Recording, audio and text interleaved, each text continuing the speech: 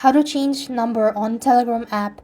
Hi everybody, welcome back. In this guide video, I'll walk you through the steps on how can you change your phone number on Telegram app. Now, be it your iPhone or an Android, the procedure will remain the same. To change your phone number on Telegram, you want to open up the Telegram application. Make sure it is updated to the latest version. Then you want to head over to the settings. For that, tap on the try bar icon from the top left corner of your screen.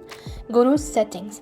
As you go to settings, then you could see your phone number at the top of the page. You want to tap on it, and to change phone number, just click on change number, and then you could go ahead and read about this and click on change if you are sure about it.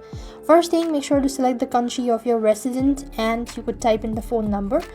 After you type in the phone number, it's going to send you a verification code, which you have to go ahead and enter in, and that way you'll be able to change the phone number on Telegram.